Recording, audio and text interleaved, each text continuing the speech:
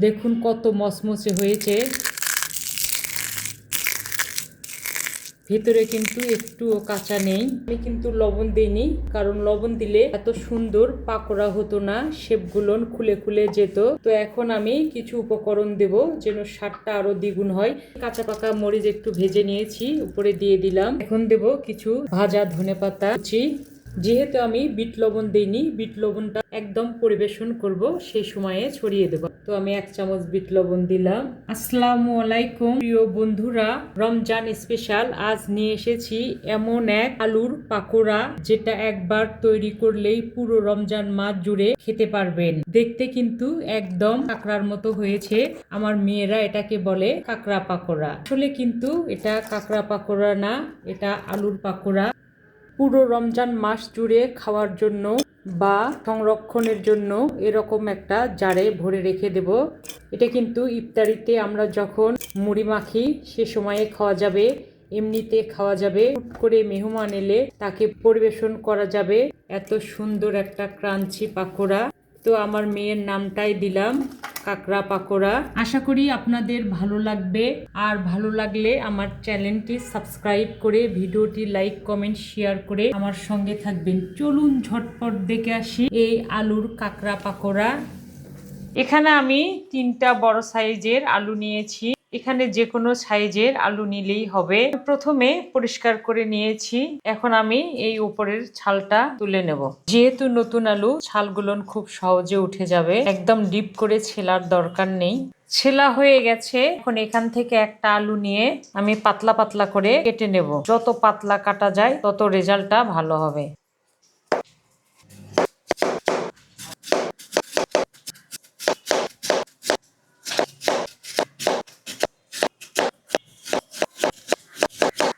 এভাবে আমি সব আলুগুলো কেটে নেব। সব আলু আমি এভাবে কেটে নিয়েছি।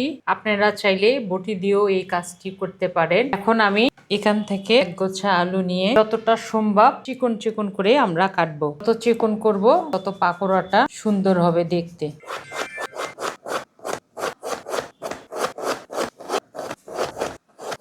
আলু কাটা হয়ে গেছে। আমি যতটা পেরেছি চিকন চিকন করে কেটে নিয়েছি। চিকন চিকন করে কেটে নিলে পরে রেজাল্টটা অনেক ভালো হবে, পাকোড়াগুলো অনেক মচমচে হবে, দেখতেও সুন্দর লাগবে। এখন আলুটা আমি ধুয়ে নেব। ধোয়ার জন্য এখানে পানি নিয়েছি, পানির ভেতরে দিয়ে দিচ্ছি। আলু কাটার পরে যে রসটা বের হয়, আলুর একটা আঠা থাকে, সেটা যেন চলে যায় সেজন্য ধুয়ে নিচ্ছি, তাহলে পাকোড়াটা অনেক মচমচে হবে। টিপস 1, এই যে আলুর সাদা পানিটা, এটা আলুর ভেতরে না থাকলে অনেক ক্রিস্পি হয়। আলু ধোয়া হয়ে গেছে। আলুর ভেতরে আমি 2 টেবিল চামচ ভিনেগার দিয়ে দিলাম। একটু নাড়াচাড়া করে দেব। এখন 8 থেকে 10 ঘন্টার জন্য ঢেকে রাখবো। চাইলে কম বেশি সময় করা যাবে, তবে লং টাইম হলে একটু ভালো রেজাল্ট হয়। ফিরে এলাম 10 ঘন্টা পরে। ভিনেগার দিলে এরকম স্বচ্ছ হয়, আলুর কোনো স্টার্চ নেই, ভাজার পরে এই জন্য ডাবল ক্রিস্পি হবে। আলুটা কিন্তু একটু নরম হয়েছে। এখন এখান থেকে আমি চেপে চেপে তুলে নেব। আমি অর্ধেকটা নেব, বাকিটা দিয়ে অন্য রেসিপি করব। ব্যাস এইটুকুই নিলাম, এইটুকুর অনেক পাকোড়া হয়ে যাবে। এখন আমি উপরে বেসন দিয়ে কোট করে নেব। প্রথমে আমি উঁচু করে 1 টেবিল চামচ বেসন দিলাম, 2 টেবিল চামচ দিলাম। এখন মেখে দেখব, যদি লাগে দেব, না হলে দেব না। ভালোভাবে মেখে নেব। আমার কাছে মনে হচ্ছে আর একটু বেসন লাগবে, একটু ভেজা ভেজা মনে হচ্ছে। আর 1 টেবিল চামচ দিলাম। তো আমি ভালোভাবে মেখে নেব। আমি সুন্দরভাবে মেখে নিয়েছি। এর বেশি বেসন দিলে পরে পাকোড়ার শেপটা দেখা যাবে না, আলুগুলো বোঝা যাবে না যে এটা আলুর পাকোড়া। তো আমি ওদিকে কড়াই বসে দিয়েছি, গরম হয়ে গেছে। এখন চলে যাব পাকোড়াগুলো ভেজে নেওয়ার জন্য। এখন দেখবেন এর ম্যাজিকটা। এখন আমি আলুগুলো শেপ দিয়ে নেব। পাকোড়ার যে কোনো শেপ দিতে পারেন আপনি। যদি এমনি এরকম করে ধরেন সেটাও সেট হয়ে যাবে, আবার এমনি মুঠি মুঠি করে যদি দেন সেটাও সেট হয়ে যাবে। যেভাবেই দেন সেভাবেই সেট হয়ে যাবে। আমি একটু হালকা চেপে চেপে নিচ্ছি, আস্তে করে ছেড়ে দেবো।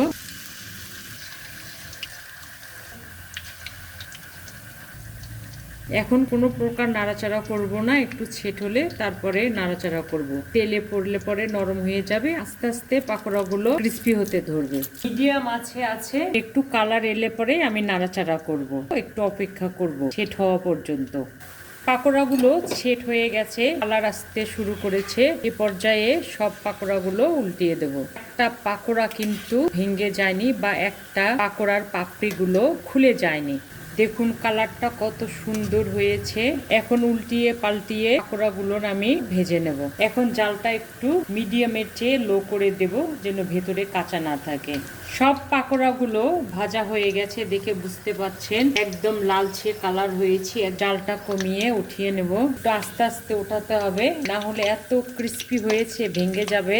পাপড়িগুলো ভেঙে গেলে দেখতে খারাপ লাগবে। আলুতে ভিনেগার দিয়েছিলাম, এই জন্য লং টাইম আলু ভিনেগার পানিতে থাকলে আলুর যে সাদা পানিটা আছে এটা পড়ে গিয়ে আলু নরম হবে। এই যে দেখতে পাচ্ছেন কতটা মুচমুচে হয়েছে। আস্তে করে রাখলাম, পরে আমি দেখিয়ে দেব কতটা মচমচে হয়েছে।